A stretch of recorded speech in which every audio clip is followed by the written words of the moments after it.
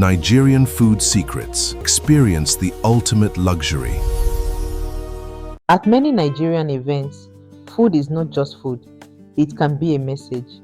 Before the speeches begin, before the music gets louder, and before guests start judging the decoration, many people are already watching the food. Was there enough? Was it hot? Was it generous? Was it ordinary? Or did the host go the extra mile?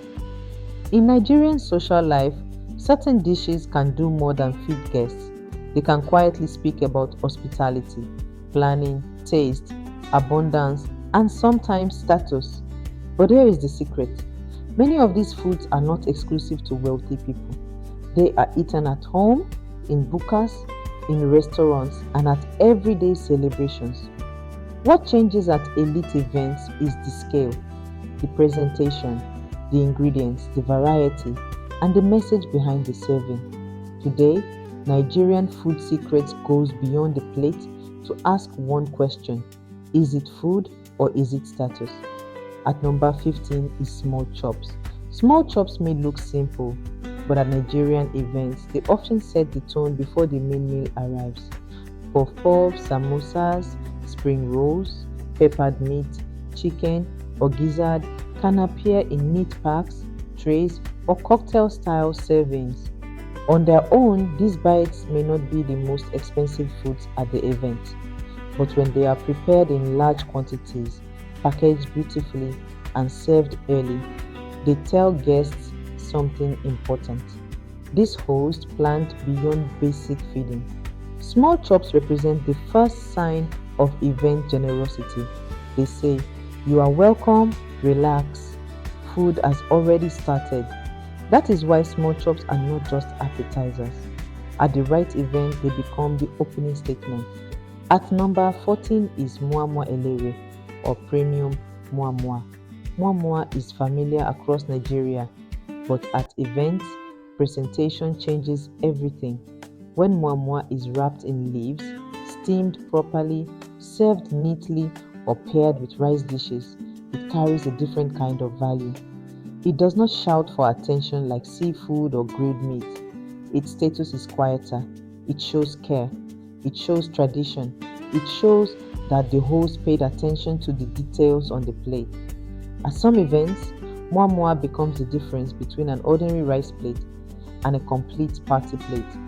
That is why this humble bean pudding deserves a place on the list. At number 13 is Nigerian fried rice with turkey or assorted protein. Fried rice is one of the classic partners of party jollof. It brings color, variety, and a sense that the menu was not built around only one rice dish. At many Nigerian celebrations, fried rice becomes more powerful when served with turkey, chicken, beef, or fish. Its status does not always come from the rice alone. It comes from the complete plate. Jollof on one side, fried rice on the other, protein on top, salad, muamua, or plantain nearby. That kind of plate tells guests that the host wanted options, not scarcity. Fried rice is not the loudest status symbol, but it is part of the language of abundance. At number 12 is party jollof rice. Few Nigerian foods carry celebration energy like party jollof. It is common, but that is exactly why it matters. Because people know jollof, they also know when it is done well. They notice the smokiness, they notice the color, they notice the portion, they notice the protein beside it. At events, jollof becomes a test of quality. Was it smoky enough? Was it rich enough? Was there enough meat? Did it taste like real party jollof or just rice with color? As ingredient costs rise, a generous pot of well-prepared party jollof can quietly communicate planning, spending, and care. It is not rare, but in Nigerian celebrations, common foods can still carry serious status. At number 11 is Ofada rice with ayamase sauce and assorted meat. This dish brings a different type of prestige. It is not trying to copy a foreign luxury plate. It leans into local identity. Ofada rice has a distinct aroma and texture. Ayamase sauce brings heat, depth, palm oil richness, and the power of assorted meats. At a high-end event, serving ofada and ayamase can feel intentional. It says the menu was curated. It says the host wanted something rooted, bold, and unmistakably Nigerian. Its status is not only about money, it is also about confidence in local food. When served well, ofada rice and ayamase remind guests that indigenous Nigerian flavors can sit proudly on a premium table. At number 10 is pounded yam with egusi soup. This is one of the dishes that helps global viewers understand Nigerian food beyond rice. The swallow and soup experience is deeper than a plate. It is about texture, hand movement, soup richness, and cultural familiarity. At home, pounded yam and egusi can be comforting and everyday. But at events, the ingredients can raise the status. Assorted meats, stockfish, dried fish, rich melon seed soup, generous portions. The dish becomes heavier, richer, and more ceremonial. It tells guests that the host did not stop at rice and snacks. They brought out a complete Nigerian eating experience. That is why pounded yam with egusi remains one of the most respected event dishes. At number 9 is catfish or goat meat pepper soup. Pepper soup has a different kind of event power. It is warm, aromatic, and social. It can appear at receptions, after parties, traditional gatherings, or late night moments when guests are still seated, talking, and enjoying the atmosphere. The status value comes from the meat, the aroma, and the timing.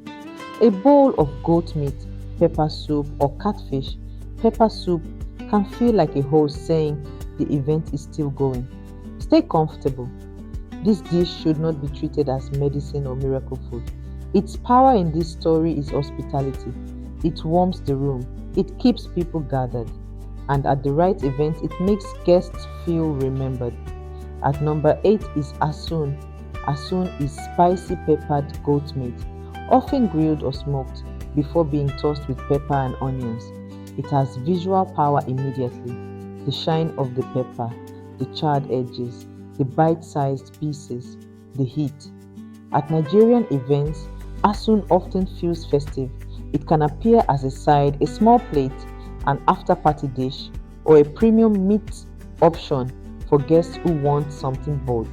Its status value comes from goat meat, spice, smoke, and social energy. Asun does not feel quiet. It feels like music is playing somewhere nearby. It is not just meat on a plate. It is the taste of celebration, heat, and movement.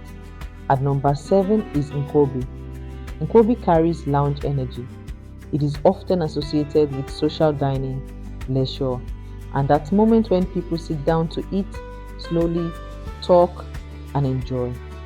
Made with cow foot in a rich, spiced palm oil sauce, nkwobi is not usually the main formal wedding dish everywhere, but when it appears in premium social settings, it carries indulgence. Its status is about atmosphere. It belongs to the world of evening hangouts, special orders, private tables, and people eating with time on their hands.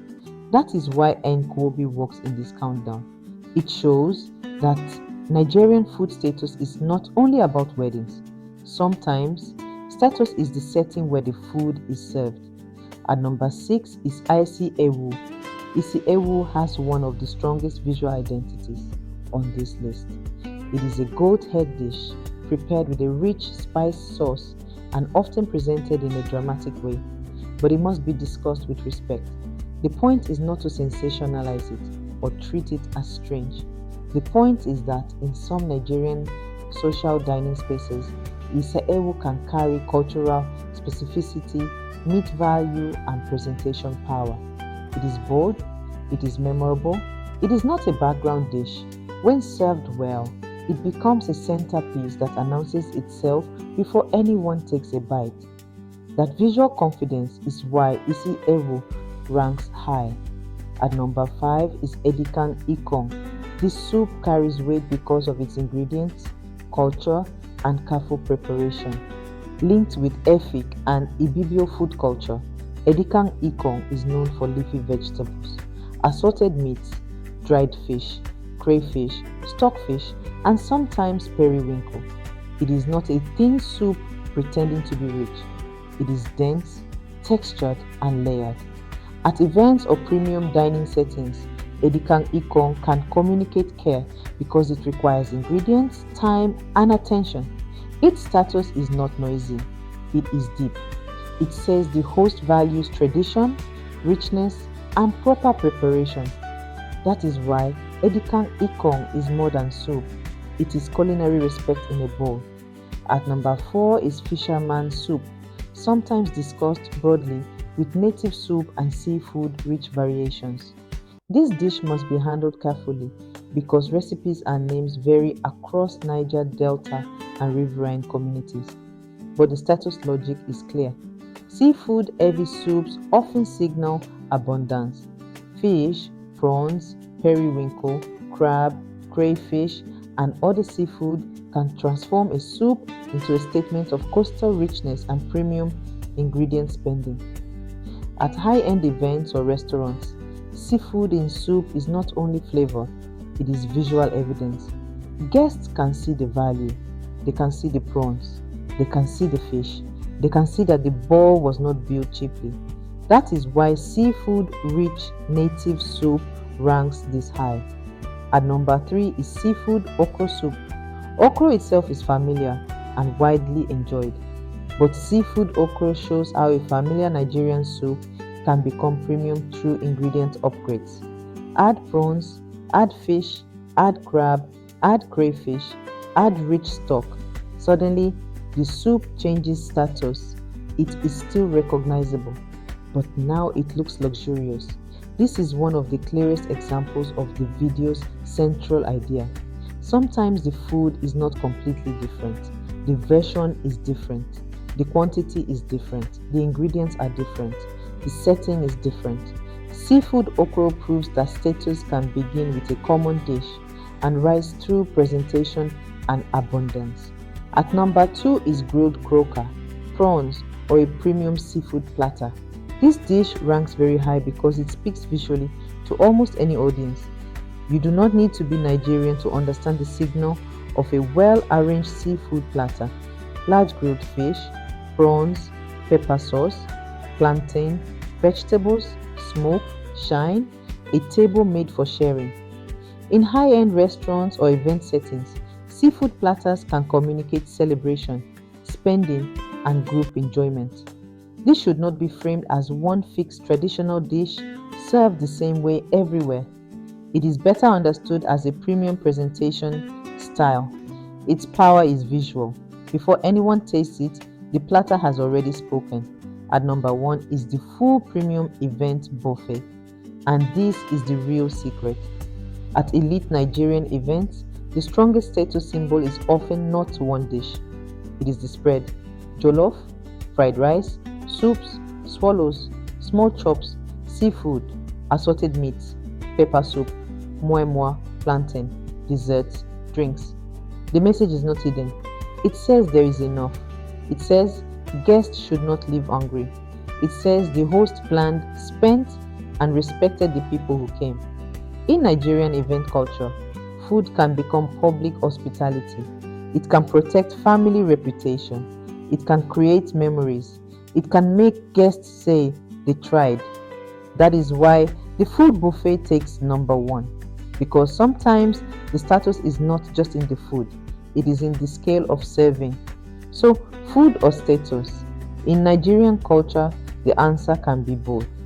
Many of these dishes are eaten by everyday people in ordinary settings, but at elite events, they can take on new meaning through scale, presentation, premium ingredients, and the social expectation to feed guests well. Small chops can welcome people. Party jollof can be judged like a performance. Seafood can show abundance. A full buffet can speak louder than decoration. The lesson is simple. Nigerian event food is not only about taste. It is about respect. It is about memory. It is about family reputation. It is about showing guests that they matter. Which Nigerian dish do you think carries the strongest status at events? Share your answer in the comments. This is Nigerian Food Secrets Beyond the Plate. Thank you so much for watching. Please like, subscribe, and share with your family and friends.